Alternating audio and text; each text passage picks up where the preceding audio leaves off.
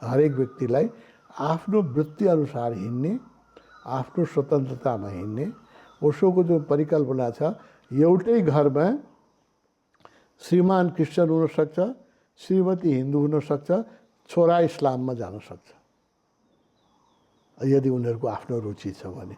त्यो ओशोको परिकल्पनाको जुन समाज हो त्यसमा कुनै धर्मको प्रति कोही विभेद हुँदैन, व्यक्ति व्यक्तिको बिचमा परम स्वतन्त्रता हुन्छ।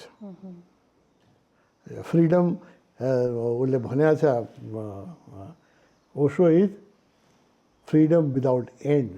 एमबी कामत, मलाई I fell in love with MB Kamath. एउटा ओशोको एउटा अभिव्यक्ति उसले भनेको छ, हरेक गुरुलाई फ्रिडमको कुरा गर्छ, सबलाई थाहा छ कहाँसम्म फ्रिडम दिनुपर्छ, त्योभन्दा फ्रिडम बढी दियो भने डराउँछ। They put stop. Osho has pulled all the stop. Osho is freedom without end. MB कामतको लाइन हो। I fell in love with that man. उसले बुझ्यो ओशोले। ओशोले फ्रिडमको जुन बार थियो नि त्यो भत्काइदिनु भयो उहाँले। कुनै बार छैन। उहाँ चाहिँ he is a freedom without and. पृथ्वीमा यस्तो व्यक्ति पहिले कहिले आएको थिएन, अहिले कोही छैन। ओशो नै हुनुहुन्छ। उहाँ स्वतन्त्रताको धर्म पृथ्वीमा ल्याउनुहुन्छ। Religion of freedom. हिन्दू धर्म होइन, इस्लाम धर्म होइन, क्रिस्चियनिटी होइन। मनुष्यको गरिमा, मनुष्यको प्रतिष्ठा र मनुष्यको स्वतन्त्रताको धर्म हो उहाँको धर्म। स्वतन्त्रताको पनि चरम freedom without end. He pulls all the stop. He knows. उसले भनेको छ, कामतले के कस्तो राम्रो भनेको छ भने सबै मान्छेले स्वतन्त्रताको कुरा गरिरहेको छ, सबैलाई थाहा छ योभन्दा बढी कुरा गऱ्यो भने खतरा हुन्छ, मलाई मारिदिन्छ होइन, ममाथि खतरा हुन्छ। त्यस कारणले एउटा सीमामा सबै गएर अडिन्छ। Osho pulls all stop. He is a freedom without end. उहाँ चाहिँ जति फ्रिडमको बिचमा तगाडो थियो सब तोडिदिनु भयो। उहाँ चाहिँ अनन्तहीन स्वतन्त्रताका मसिहा हुनुहुन्छ। ओशोले भन्नु पऱ्यो भने यही भन्नुपर्छ, अन्तहीन स्वतन्त्रताका मसिहा। यो ओशोको लागि सबभन्दा राम्रो परिचय यही हुनसक्छ। साक्षी र गुणातीतको सम्बन्ध के छ? यो के बुझ्नुपर्छ भने हामी कुनै पनि गुणमा बाँध्नु हुँदैन। सत्वगुण, तमोगुण, रजोगुण छ होइन। एउटा गुणातीत स्थिति छ जो कुनै सबै गुणबाट मुक्त छ। त्यो सत्वगुणी पनि होइन, तमोगुणी पनि होइन, रजोगुणी पनि होइन। त्यो सबै बन्धनबाट मुक्त छ होइन। कर्तव्य अकर्तव्य सबै बन्धनै हो। वही फ्रिडम विदाउट एन्ड हो। गुणातीत भनेको फ्रिडम विदाउट एन्ड हो। हामी गुणको अधीन। अब जरुरी पऱ्यो भने कृष्णले झुट बोल्नु भएको छ, सत्यको अधीन हुनुहुन्न उहाँ। आवश्यकता परेको होला झुट बोल्नु भएको छ। आफ्नो सङ्कल्प आफै तोडिदिनु भएको छ। लडाइँको मैदानबाट भाग्नु भएको छ, थाहा छ कि छैन? लडाइँको मैदानमा कृष्णले भागे हुनाले उहाँको नाम छ रणछोड दास। लडाइँबाट भाग्नु भएको छ। लडाइँबाट छाड्न राम्रो काम त होइन, तर राम्रो नराम्रोबाट मुक्त हुनुहुन्छ उहाँ। यो गुणातीत यही अवस्था होइन। राधा उहाँभन्दा उमेरमा पनि जेठी थिए होइन। तिमीलाई थाहा छ राधा अर्काको श्रीमती थिए? थाहा छैन। सुन्नै अप्ठ्यारो लाग्छ नि, सुन्नै अप्ठ्यारो लाग्छ। त्यो राधासँग पनि उहाँको प्रेम भयो। अब बाहिरबाट हेऱ्यो भने त महा अनैतिक प्रेम हो। योभन्दा अनैतिक प्रेम 8वटा श्रीमती आफ्नो बिहा गरेको छ कृष्णका 8वटा त श्रीमती थिए विवाहिता। अब राधासँग प्रेम गरिराख्नु भएको छ, राधासँग मात्रै प्रेम गरिराख्नु भएको छैन कि राधाका सखीहरूसँग पनि प्रेम गरिराख्नु भएको छ। अब बाहिर यही गुणातीत कोही अर्थ हो होइन। उहाँ नैतिकतामा पनि बाँधेको व्यक्ति होइन, नैतिकता पनि बन्धन हो होइन। अब यो बुझ्न अलिक गाह्रो छ। यसलाई हामीले फेरि यसलाई दुरुपयोग पनि गर्न सकिन्छ यो कुराको होइन। त्यो गुणा माने हि इज बियोन्ड गुण। शिवपुरीमा पनि बराबर भन्नुहुन्थ्यो, यो बराबर भन्नुहुन्थ्यो, हामी कुनै गुणको अधीन हुनु हुँदैन, हामी गुणातीत स्पोन्टेनियस हुन्छ। रियल इन्लाइटेड व्यक्ति जुन हुन्छ त्यो स्पोन्टेनियस हुन्छ, वो कुनै आफ्नै प्रतिज्ञा पनि तोडिदिन्छ त्यसले। भगवान भन्नुहुन्थ्यो कल मैंने कहा है मुझे कुछ याद नहीं, आज मैं उसको कंट्राडिक्ट कर सकता हूँ, I M A spontaneous person, अभी मेरे लिए ये सत्य है भन्नुहुन्थ्यो होइन। कल क्या कहूँगा मुझे पता नहीं। अब यो हो गुणातीत होइन। ओशोकै कुरामा कन्ट्राडिक्सन मान्छेले खोजिदिन्छ नि, आज यहाँ कहा था, कल ये कहा, कन्ट्राडिक्सन ओशोले भन्नुहुन्छ yes yes I am not slave of my statements. म आफ्नो वचनबाट पनि को गुलाम होइन। त्यो दिन त्यो व्यक्तिको लागि त्यो कुरा ठिक थियो मैले भने, आज यो व्यक्तिको लागि अहिलेको समयमा यो कुरा ठिक छ म यो भन्छु। यो हो गुणातीत। यो बुझ्न चाहिँ अलिक गाह्रो छ होइन। गुणको पनि अधीन छैन ऊ। सतोगुण तमोगुण रजोगुण पाप पुण्य आफ्नै प्रतिज्ञाको उहाँले कृष्णले प्रतिज्ञा गर्नुभएको थियो, अर्जुन कौरवले प्रतिज्ञा गराएको थियो कि तपाईँ अर्जुन उसँग जानुहुन्छ भने तपाईँ शस्त्र उठाउन पाउनुहुन्न, पाण्डवसँग जानुहुन्छ भने तपाईँ सारथी मात्रै बन्न सक्नुहुन्छ, तपाईँले चाहिँ युद्धमा शस्त्र उठाउन सक्नुहुन्न। तर जब अर्जुनको रथ फस्यो अनि अर्जुन मर्न लाग्यो भने रथको चक्का लिएर कृष्ण लड्न जानुभयो। हेरेको छ होइन, आफ्नै प्रतिज्ञा आफै तोडिदिनु। यो हो गुणातीत। ती moment he was true about that moment and he was true about that person होइन, not about his future planning. अतीतमा के बोल्नु भएको छ, के गर्नु भएको छ त्यो मतलब छैन। त्यो मोमेन्टको सत्य के हो, त्यो मोमेन्टको कर्तव्य के हो। जिसस प्रेमको अवतार हुनुहुन्थ्यो, तर जेरुसलममा मान्छेहरू जो व्यापारीहरू थिए उनीहरूले मान्छेलाई त्यो सुद भन्छ नि के मिटर ब्याजमा पैसा लगाउँथ्यो र गरिबहरूको सबै जग्गा चाहिँ थियो।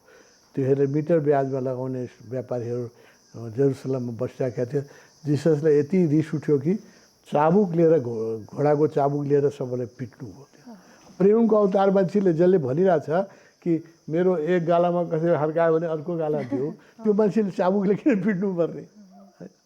त्यो बेलाको त्यो यथार्थ सत्य थियो। त्यो माथि रिस उठ्यो उहाँलाई होइन। गरिबहरूको यत्रो शोषण गइरहेको छ भने त्यसलाई पिट्नु हो भनेर। विवेकानन्द लट्ठी लिएर बङ्गलादेशमा पिट्नु भएको छ मान्छेहरूलाई। त्यो द्याट इज ए मुमेन्ट। विवेकानन्दको जीवनको बडा मिठो घटना छ। यो जो आउनुभयो उहाँ रामकृष्ण मिसन बनाउनलाई आउनुभयो, बङ्गालमा अकाल पर्यो। अकाल परेपछि उहाँले जुन पैसा लिएर आउनुभएको थियो रामकृष्ण मिसन बेलुर मठ बनाउनलाई, त्यो पैसा उहाँले अकालग्रस्तलाई बाँड्न, त्यो बेला बङ्गाल एउटै थियो, ढाकामा गएर उहाँले पाकिस्तान बनाएको थिएन पूर्वी पाकिस्तान, अनि उहाँ चाहिँ त्यहाँ गएर चाहिँ गरिबहरूलाई किचन चलाउन थाल्नुभयो, बाँड्न थाल्नुभयो, यो गर्न थाल्नुभयो। अनि केही बाहुनहरू आए, अनि बाहुनहरू आएर उहाँलाई उ गर्न थाले, उसले के गर्न थाल्यो, उहाँसँग विवाद गर्न थाले। उहाँले विवाद के गर्न थाल्यो, मंदिर बनाने का पैसा आप चंदा लेके आए थे और यहाँ गरीबों को बांट रहे हैं, ये तो पाप है होइन। अरू के भने विवेकानन्द आफै कायस्थ हुनुहुन्थ्यो। त्यो बेला कस्तो थियो भने बाहुनहरूलाई मात्रै धर्म गर्ने, धर्मगुरु बन्ने अधिकार थियो। अब तो कायस्थहरू मासु पनि खान्छ, फूल पनि खान्छ, रक्सी पनि खान्छ। अनि कायस्थ लोग तो सब खाते हैं, आपको धर्म पर बोलने का कोई अधिकार नहीं है।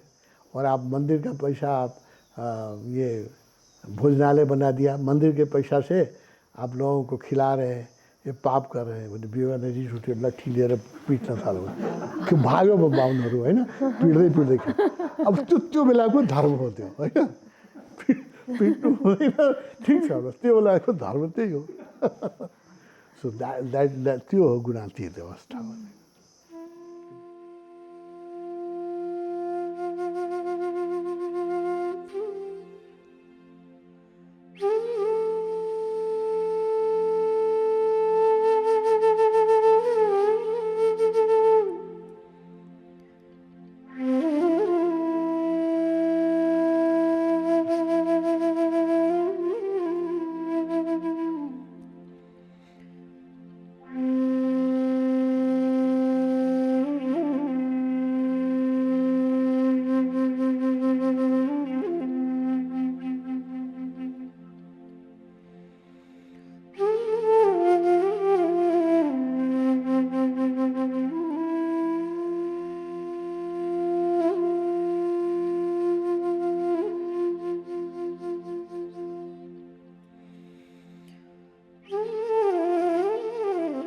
ये अंतिम सूत्र की कौन सा है, 9 अध्याय का, ठीक से समझ ले। वो यह करें कि तू व्यर्थ अपने को बीच में मत ला, मनाया मैंने, संभाला मैंने, मिटाऊंगा मैं, तू व्यर्थ अपने को बीच में मत ला। वो अर्जुन कह रहा है कि युद्ध में मैं नहीं जाना चाहता हूँ क्योंकि मुझे लगता है यह पाप है। कृष्ण कहते मालिक मैं हूँ, साक्षी मैं हूँ, निर्माता मैं हूँ, और तुझे लगता है कि पाप है। गवाही मैं हूँ, मैं तेरी अंतिम गवाही हूँ, और तू कुछ भी करेगा मैं ही तेरे भीतर से करूँगा, तू जाने या ना जाने। लेकिन तू कहता है कि मुझे लगता है पाप है, तू कहता है कि मेरे मन को पीड़ा होती है कि अपने प्रियजन से कैसे लड़ूं। वो कृष्ण कहते हैं सबका आधार मैं हूँ, सबका पिता मैं हूँ, सबका भविष्य मैं हूँ, लेकिन तू अपने को बीच में ला रहा है। मतलब यह है कि अहंकार अपने को मालिक समझता है, अहंकार अपने को निर्णायक समझता है, और अहंकार समझता है कि मैं ही निर्णय करूँगा, वैसे ही मुझे चलना है। अहंकार समर्पण करने को तैयार नहीं है। समर्पण तो तभी हो सकेगा जब तुम्हें पता चला कि मैंने तुम्हें बनाया है, मैं ही तुम्हें संभाले हुए हूँ। देखिए, कहीं से उठा लीजिए, कहीं से उठा लीजिए और आपके अहंकार को चोट करेंगे भगवान। कहीं से उठा लीजिए, और आँख मूंद के गिरा की कोई किताब निकाल लेता हूँ, कहीं से भी पढ़ना शुरू कर देता हूँ, और इतना मज़ा आ रहा है, पूरा मैं अंडरलाइन करके। तो अब 18 पूरा हो गया। हर घर में इसको पहुँच जाइए। Every house should have one set of Gita. ये इसको लोगों को प्रेरणा दीजिए कि उनके घर की एनर्जी बदल जाएगी। मुझे तो लगता है मेरे कमरे की एनर्जी बदल गई जब से ये आया है। मेरा मन ही बदल गया है ना। मन अगर जी सकता है तो दौड़ने में ही जी सकता है। और अगर गहरी बात कहनी हो तो कह सकते हैं कि दौड़ का नाम ही मन है। चेतना की दौड़ती हुई स्थिति का नाम मन है, चेतना की उपराम स्थिति का नाम ही आत्मा है। अगर एक क्षण को भी ऐसा लगा कि सुख कहीं भी नहीं है, तभी चित्त विश्राम में आना शुरू हो जाता है ना। यो बोध हुनु पर्यो कि सुख कहीं छैन, कस्तो राम्रो भन्नुभएको छ। अगर एक क्षण को भी ऐसा लगा कि सुख कहीं भी नहीं है तो चित्त विश्राम में आना शुरू हो जाता है। सुख दिखाई पड़ता है, निकट पहुंचते ही दुख सिद्ध हो जाता है। जो भी हम खोजते हैं दूर से सुहावना प्रीतिकर लगता है, निकट आते ही कुरूप और अप्रीतिकर हो जाता है। जीवन दुख है, ऐसा साक्षात्कार न हो तो चित्त उपराम में जा ही नहीं सकेगा। उपराम मतलब विश्राम है ना। जीवन दुख है, ऐसा साक्षात्कार न हो तो चित्त उपराम में जा ही नहीं सकेगा।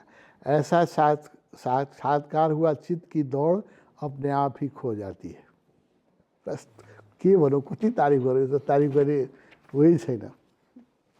सुख की खोज संसार है, दुख से मुक्ति की खोज योग है। सुख की खोज संसार है, दुख से मुक्ति की खोज योग है। सुख की खोज संसार है, दुख से मुक्ति की खोज बहुत निगेटिव खोज, लेकिन वही योग है। कस्तो राम्रो भन्नुहुन्छ।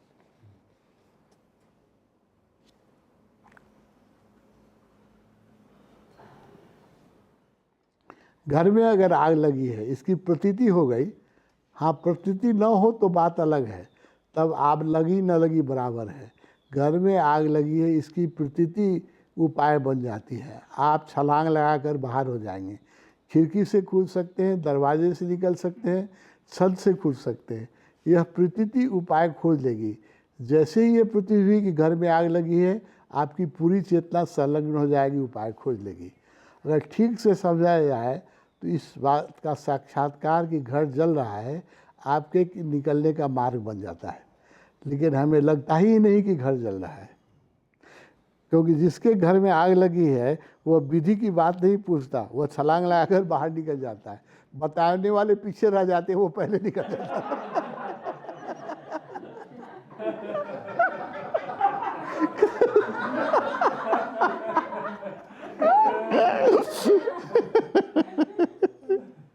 कस्तो राम्रो छ, बाप रे भगवानको कति तारिफ गर्ने है।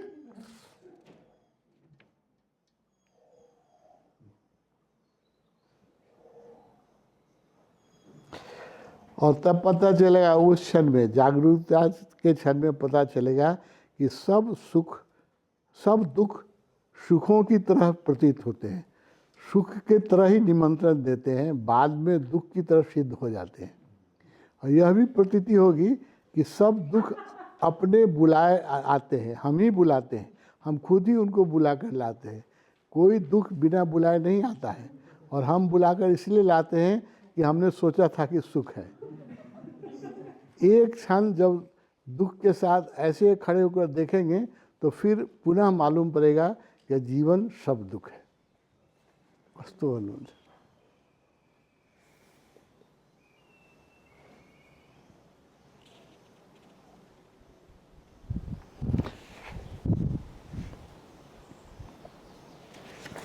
पढ़ने लायक हो।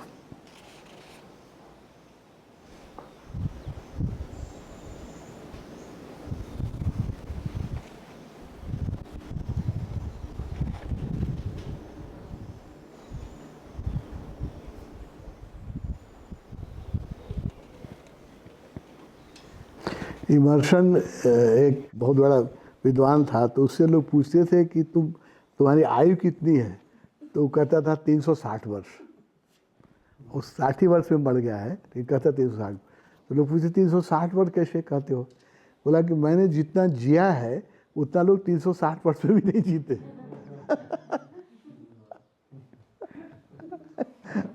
और उसका देखिए कहता है, उससे कैसा आदमी था।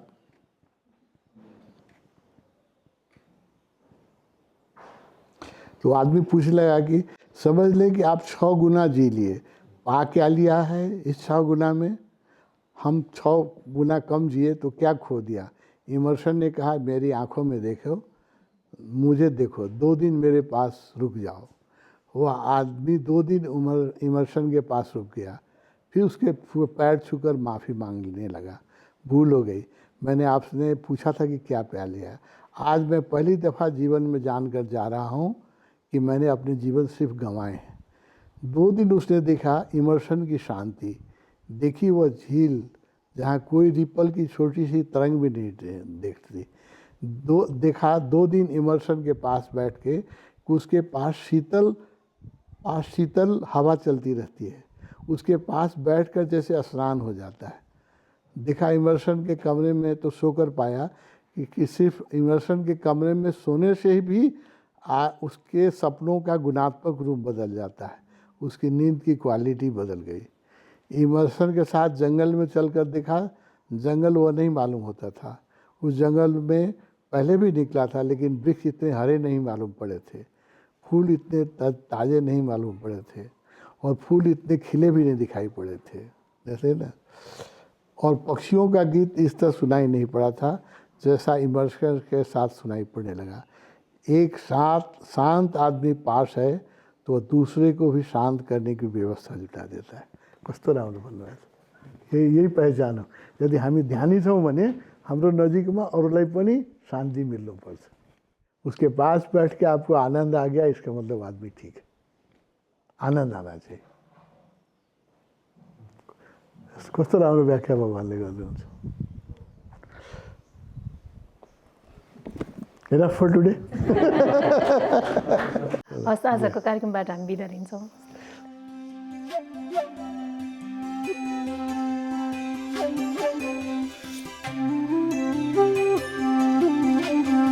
Thank you.